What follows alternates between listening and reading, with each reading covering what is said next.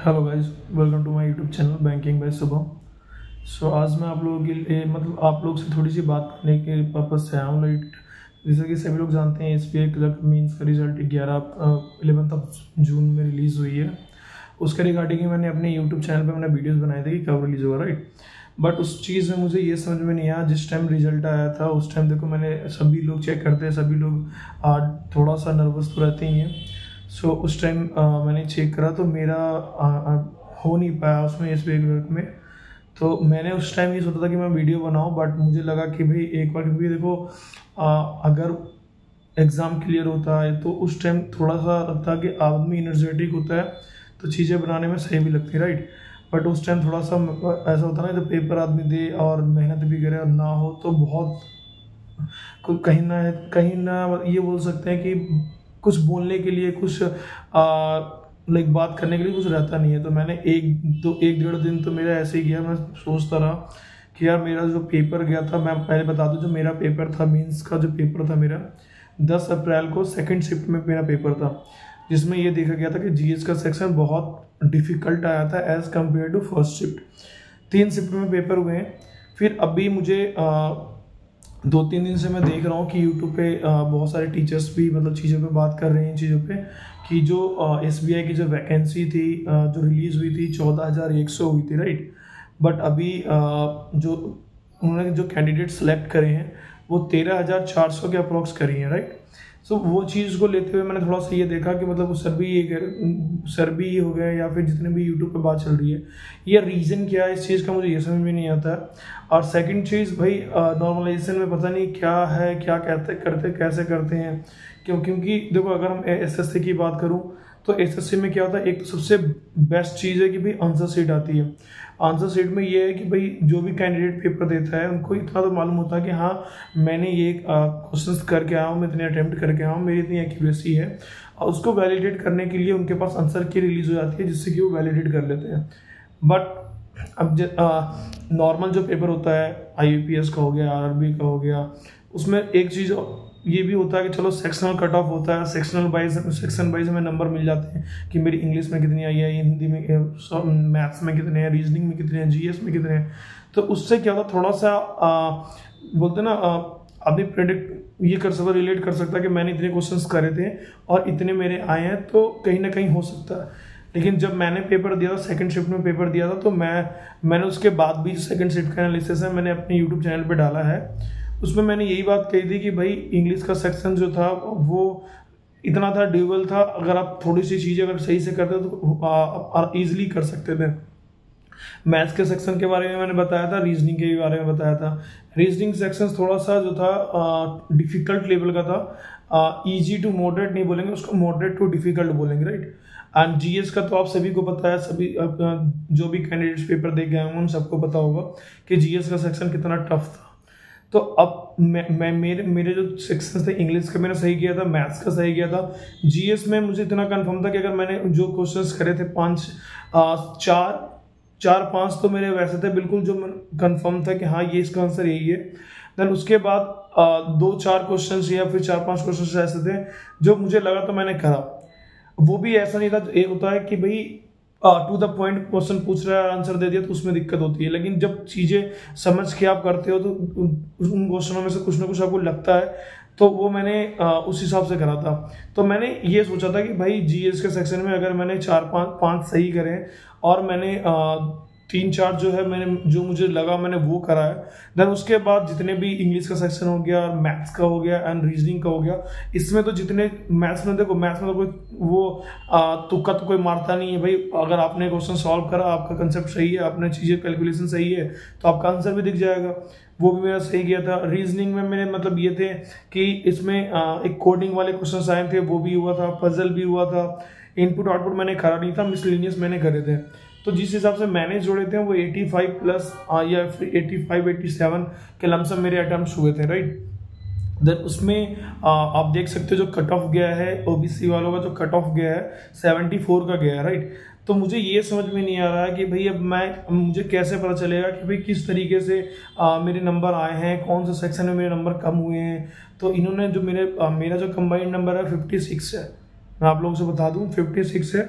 जो कि मुझे ये समझ में नहीं आ रहा कि भाई जिस तरीके से मेरा पेपर गया था उस तरीके से क्वेश्चंस हुए नहीं है, या फिर मैंने गलती करा, क्या करा, मुझे खुद समझ में नहीं आ रहा। क्योंकि जहाँ तक मुझे लगता है मैंने पेपर दिए थे तो ऐसा लगता था कि भाई मेरा जहाँ तक है हो जाएगा, बट अब इसमें मुझे ये समझ में नहीं आ रहा कि कैसे होगा। बट फिर एक चीज़ मैंने ये भी सुना कि भाई SBI इतनी बड़ी ऑर्गेनाइजेशन है, फिर उसके उन्होंने रिजल्ट को जब रिलीज करा, जो मार्क्स का उन्होंने रिजल्ट करा था, अगले दिन उन्होंने मार्क को रिजल्ट करा था, जो भी नंबर बच्चे के आए थे, तो मार्क्स जितने भी बच्चों के आए थे उस तरीके से, अगर कोई बच्चा फोन पे देख रहा है तो अलग दिख रहा है, कोई सिस्टम पे देख रहा है, लैपटॉप पे देख रहा है, तो वो नंबर 76 के अप्रॉक्स दिखा रहे हैं।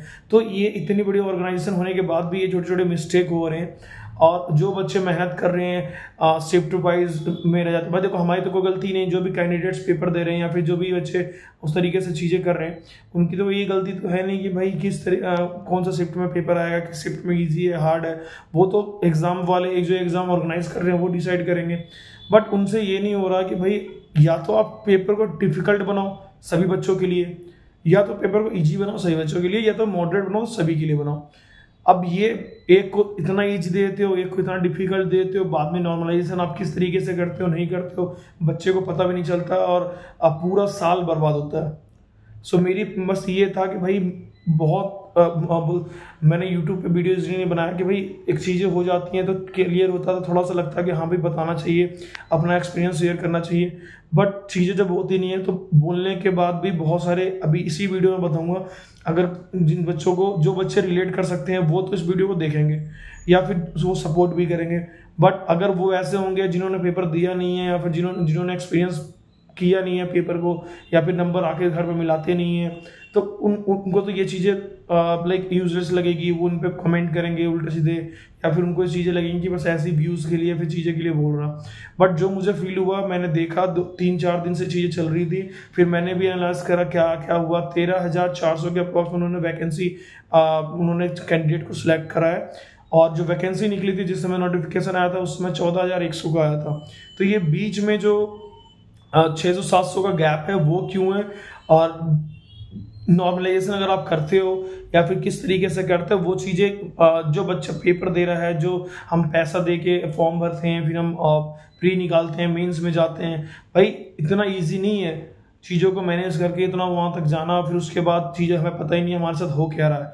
अगर हम कॉलेज में या फिर कहीं भी पेपर देते तो हमारे एटलीस्ट हमारे पास ये तो होता है कि हम उसको फिर से रीचेक कर पाएँ, या फिर किस तरीके से करें। यहाँ तो कोई ऑप्शन ही नहीं है बैंकिंग इंडस्ट्री में कि आप पेपर चेक भी करवा सकते हो। तो बस आप लोगों से मैं यही चीज़ बोलना चाहूँगा कि ये चीज़ें थोड़ी सी ऐसी हैं कि या तो जितने भी SBI वाले हैं या फिर जितने भी बैंकिंग इंडस्ट्री है, पेपर के जो शिफ्ट्स हैं एक ही दिन में करवाएं, खासकर मेंस का पेपर। क्योंकि मेंस का पेपर चलो ठीक है, प्री का मानता हूँ, प्री में बहुत सारे बच्चे अप्लाई करते हैं, वैकेंसी जो वैकेंसी होती है उससे 20 गुना 40 गुना लोग अप्लाई करते हैं, ठीक है, मानता हूँ इस चीज़ को। बट मेंस में तो भाई एक गिने चुने बंदे ही जाते हैं, हर किसी पे तो मेंस निकलता है, मेंस के लिए क्वालिफाई होते नहीं है, ठीक है। जहाँ बंदे 40 लाख करेंगे, 5 लाख करेंगे, वहाँ मेंस में अगर बात करें तो उसमें से बहुत सारे बच्चे छटने के बाद 2 लाख, 2.5 लाख, 4 लाख इतने होते हैं। इंडिया इतनी बड़ी कंट्री है, इतने सारे स्टेट्स हैं, एंड उन सभी स्टेट्स में मुझे नहीं लगता कि अगर वो चाहें तो एक दिन में एक शिफ्ट में पेपर करवा सकें। अगर वो चाहेंगे तो बिल्कुल हो जाएगा। बच्चों से आप पैसे भी ले रहे हो, वैसा नहीं है कि आप फ्री में करवा रहे हो, पैसे भी 750 रुपये, जो भी जनरल OBC वाले कैंडिडेट्स हैं वो 750 रुपये पे करते हैं, तो आप पैसे भी ले रहे हो, आपके पास फंड भी है और इतनी बड़ी ऑर्गेनाइजेशन भी, तो आप इस चीज़ें ये कर सकते हो। सो मैं तो बस इतनी ही रिक्वेस्ट करना चाहूँगा जो भी ये वीडियो देख रहे हैं या फिर जो भी, कि भाई आप लोग इन चीज़ों को देखो, सपोर्ट करो, ताकि ये चीज़ें थोड़ी सी लगे कि भाई बच्चे के साथ नाइंसाफ़ी ना हो, जो भी पेपर देने जा रहा है वो इस तरीके से। क्योंकि जो बच्चे तैयारी करते हैं उनको पता है कि भाई मेहनत कितनी लगती है, किस तरीके से लोग वहाँ तक पहुँचते हैं, और उसके बाद फिर हमारे साथ क्या होता है वो हमें पता ही नहीं है। अब मेरे जो नंबर आए हैं वो किस तरीके से आए, कहाँ आया है, कहाँ कटा है, कुछ पता नहीं चल रहा। बस आपको एक नंबर मिल गया कि हाँ आपके इतने आए हैं, भाई किस तरीके से आए कोई बोलने वाला, कोई बताने वाला नहीं है। सो मैं इसलिए थोड़ी सी ये वीडियो बना रहा हूँ। आप लोगों को पता होगा 12 तारीख को या फिर 11 को रिजल्ट आया था, उसके अगले दिन ही ये मार्क्स रिलीज हुए थे। सो उस दिन से थोड़ा सा ये था कि भाई तुरंत जो मेहनत वो होता है ना कि भाई नहीं बनाने की हिम्मत करी, नहीं बना सकते यार, कैसे कैसे बोलूँगा चीज़ों को, कैसे दूसरे के सामने रखूँगा, तो वो उसी कारण की वजह से मैंने ये चीज़ें नहीं करी हैं। बट जैसे फिर मैंने चीज़ों को देखा, भाई हर जगह पे यही चीज़ चल रही है कि नॉर्मलाइजेशन किस तरीके से किया गया है, कुछ समझ में नहीं आ रहा है। बहुत सारे बच्चों के साथ हुआ है, भाई वो पढ़ते ठीक है, हर चीज़ में उनके सही नंबर आ रहे हैं, बट मॉक में उसके नंबर सही आ रहे थे, बट रियल पेपर में पता नहीं क्या हो गया। सो जो भी हमारे दोस्त या फिर जो भी हमारी बहनें जिन्होंने ये क्वालिफाई करा, उनको तहे दिल से बहुत बहुत बधाई। आप लोगों ने ये क्वालिफाई करके अपनी जो भी जर्नी थी उनको पूरा कर लिया है। बट मैं उन लोगों की बात कर रहा हूँ कि जिन्होंने कोशिश करी, जो मेहनत भी करते हैं वाकई में, बट उनका नहीं हो पा रहा किसी रीज़न की वजह से, या फिर किसी इन छोटे छोटे नंबर की वजह से, या फिर नॉर्मलाइजेशन की वजह से। क्योंकि मुझे इतना कंफर्म है, ठीक है, अगर मैंने 1-2 नंबर कमाता तो मैं ये चीज़ें मान सकता था कि भाई कहीं पे कुछ गलती हुई होगी। बट अगर इतने नंबर का वेरिएशन आ रहा, मुझे इतना कंफर्म है कि भाई मैंने जो चीज़ें करी थी मैथ्स में, रीजनिंग में, वो मेरी एक्यूरेसी सही थी। इंग्लिश में भी वैसी चीज़ें करी जो मुझे ये था कि भाई कंफर्म है, RC वगैरह थी और हमारे पैरासिम्बल आया नहीं था। तो वो चीज़ें कहीं ना कहीं तक जहाँ तक है हमने मॉक में करा तो उतना पता चल जाता कि हमने सही करा या गलत करा, बट ये चीज़ मुझे समझ में नहीं आई थी। सो इसलिए मैंने जो मुझे लगा मैंने ये वीडियो बना दी है। सो अगर आप लोगों को ये चीज़ें समझ में आती है या फिर आप इन चीज़ों से रिलेट कर पा रहे हो तो देखना, ज़्यादा से ज़्यादा लोगों को शेयर करना, ताकि नेक्स्ट टाइम जो भी चीज़ें करें या फिर जो भी वीडियो देखो, अगर हम लोग इतने बड़े तो हुए नहीं है जो हम डायरेक्ट जाके SBI से या फिर SBI वालों से बात कर सके, बट अपने वीडियो के माध्यम से अपने मन में जो भी है हम चीज़ों को एक्सप्रेस करके बता सकते हैं, ताकि इन केस उनके पास अगर ये वीडियो जाए तो वो इन चीज़ों को सोचें या फिर ये कोशिश करें कि भाई नेक्स्ट टाइम जो भी पेपर हो वो एक दिन में एक शिफ्ट में करवाएं, ताकि ये चीज़ें ही ख़त्म हो जाए, नॉर्मलाइजेशन करना और शिफ्ट वाइज चीज़ें करना। तो एक पेपर बनाओ, एक तरीके के पेपर बनाओ और एक ही दिन में एक ही शिफ्ट में ख़त्म करवा दो। वो आप लोग अगर ये SBI वाले या फिर जितने भी IPS हैं, RRBs हैं, ये अगर ये करते हैं तो अब बहुत बहुत मेहरबानी। और इनसे क्या है, जो भी बच्चे पढ़ने वाले होंगे, जो तैयारी करने वाले होंगे, उनके बीच में ये डिफ्रेंशिएट नहीं होगा कि भाई पढ़ने के बाद भी नहीं हुआ। अब एक बार होता हो जिनका पेपर जैसा भी है नॉर्मलाइजेशन की वजह से उनके बढ़ गया होगा और उनका हो गया, तो वो चीज़ें कहीं ना कहीं देखा जाए तो सही नहीं है। तो बस इतना ही है। आप लोगों से रिक्वेस्ट है कि वीडियो को ज़्यादा से ज़्यादा लोगों तक शेयर करें, ताकि चीज़ें थोड़ी सी देखो, मैं कंफर्म तो नहीं बोल सकता, बट जो भी चीज़ें थी मैंने बोल दिया।